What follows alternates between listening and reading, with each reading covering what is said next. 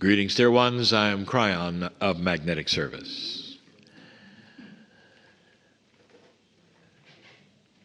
We are still in the country of Nepal, a beautiful resort as the tour begins to come to a close. I have selected this time to give you what I would call an advanced message. It's not simple. It's difficult to understand. It's more than esoteric. It's beyond that. And many will not understand. But I wish to do very best I can to present to you the reason why human beings have such a difficult time approaching peace. Why there's such a difficult time seeming to climb a ladder from where you are and what you believe is reality to that place where you have peace with yourself, a connection with spirit, and the oneness that so many speak of. It's difficult for all. It's difficult for those in this land. It's difficult for any human being on the planet. Some cultures make it easier, but even then, it goes against something that is primal in the human being. And so this particular message is going to be difficult to grasp. So I want to give metaphors and try to ask you to put yourself in these places and answer the questions along the way that I will present to you. Not long ago, many of you in this room got a chance to board an airplane and fly to the Himalayas. And the excitement was there as they flew to the mountains and you saw the beauty, the purity of such a mountain range. You got to see the famous Mount Everest, the tallest mountain on earth. You're in the right place at the right time, and the weather was spectacular. So let's examine, just for a moment, the attributes of that particular adventure.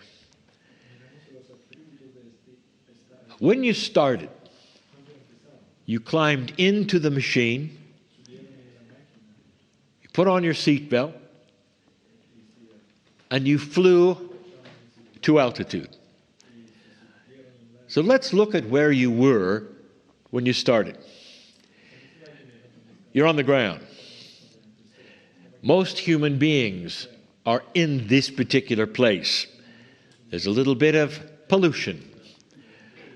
Perhaps pollution in this particular example would be the challenges of life. The pollution that gets in the way of clear thinking, of clear seeing, where you have fears and troubles of what's coming, or perhaps you're dealing with that which is a disease or some kind of malady, something that would disturb you, that keeps you, literally, from the love and the peace that we speak of. You may be here on this trip or just listening to this, but this is where most humans are. Day-to-day life creates these challenges. There is fear, there is anger, there is frustration, there is unhappiness. There is also the reverse, but we haven't got there yet. Because most human beings wallow in that which is the issues of negativity.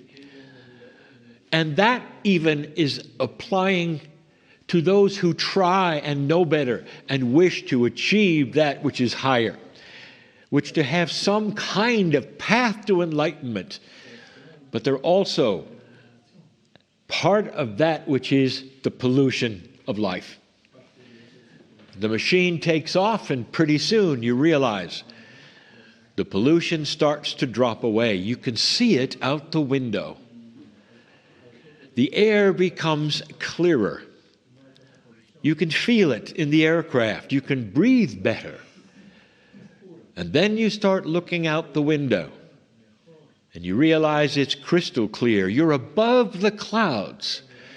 You might even say, at this level, you're above all of the troubles that you came with.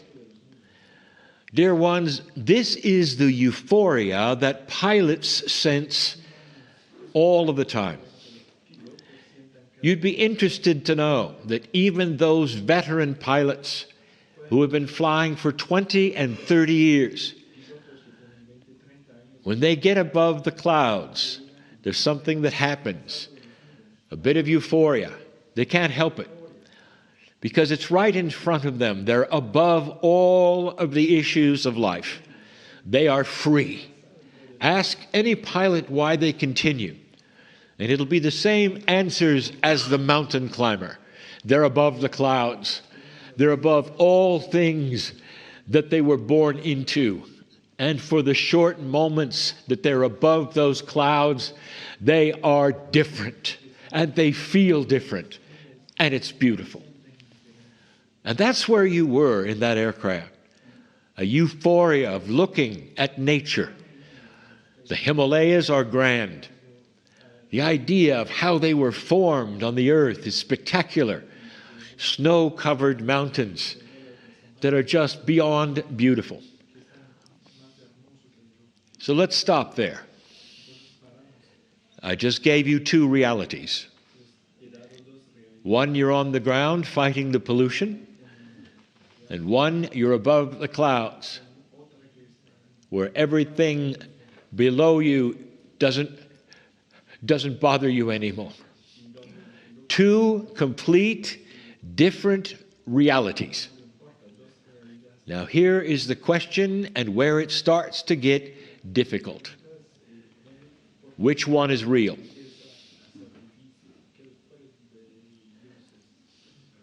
And you would say, well, they're both real. I experience them both. And so I would say to you, the next question is, if you experienced both of them, are they both with you now? Now, there's two kinds of humans. The one who is based in linearity and is focused only on what is before them, which they call the now. And they would say, well, I had to come down, and I'm currently in the pollution. The second kind of human understands that all reality is always together, that you do not have to linearize any of them. They exist as one. But the only thing that the first human being and most human beings see or don't see is the clock. You live in a linearity that says, I can only be in one reality at a time. So I'm on the ground currently, and I'm polluted. And therefore there is fear. And therefore there is anger. And therefore there is disappointment. And you say, I can hardly wait to find a way again to get in the machine and get above the clouds. Dear ones, I want you to ask a photon. Here is a photon of light for you. Hello, photon. Dear photon, can you be in two places at once? And the photon says, of course I can, because this is the physics of light. I just gave you the reality of a photon. Dear one, your consciousness soars above anything that would even remotely resemble a photon. Your consciousness is allied with God. And yet, you cannot be in two places at the same time? The answer is, oh, yes, you can. But you won't. Because you are born with the core belief that your reality only exists second to second where you are. The truth is this: all realities, ones you've experienced and ones that you have not, are all part of you. Totally part of you. The issue of climbing the ladder of enlightenment is that you see a ladder. There is no ladder. There is only understanding. If you could wipe away that core misconception that you are linked to the linear time, suddenly you can be in the sky. Right now, all of you who went on that trip, I want you to think clearly. You're in the airplane. How does it feel? How does it feel? Look out the window with me now and enjoy the spectacular Himalayas. There's Mount Everest. Revisit this right now. Is it real or is it not? And the answer is it is. And what you have just done is to be in two places at the same time. The master knows how this works and teaches that you can sit, and through the process of meditation, you can combine the realities, even into the future, where you literally will claim the enlightenment of things that are the most joyful on the planet, and also the things that perhaps would be challenging. And when you start to combine them, you start to realize you can balance between them. You don't turn one off, get in the airplane and turn one on. You're always in both. Do you see how this would work? You're always in both. And if that's the case, you can start balancing the euphoria of being above the clouds with the reality that you think is of being in the pollution. And when you start looking at both of them, the brain starts to ask, where would I like to balance? And the answer is, I want to balance above the clouds. You can walk from place to place with the enlightenment, not have climbing a ladder, of trying to find something better, but instead you are something better. There is no linearity to the enlightened oneness. The linearity is gone. And in this great land, and all of the lands you've been in so far, the process is to meditate in order to create this within you. Someone says, I've been trying for years. If I could only get to this place, I've tried to have peace, but I cannot. I just told you why. Because you're stuck with a clock. And the core information that says your reality is where you stand. And it isn't. It isn't. It isn't. Your reality is where you take it, dear ones. And some of you have to sit and think of these things. And be quiet and concentrate in these things. There is also future reality. The one who has the disease, who is above the clouds without the disease. The one who's having difficulty with their biology, who is above the clouds and no longer has it. You're looking into a future that exists if you choose for it to. And that is why This mind of yours, this quantumness of oneness of yours, not only extends to the past and the present as you see it, but also a future that you will create yourself. This is why you can be joyful over the healing that you're going to have. That you can be joyful of always knowing what it's like above the clouds. And no matter what it is that you think is before you or the worries, you can take a deep breath, knowing that your reality is wherever you want it to be. Those will be angry around you because they're walking in the soup of the pollution, and you're not. You're not. Because you figured out how to be in two places at the same time. That is physics. That is you. You belong to this planet, and you belong to how it works.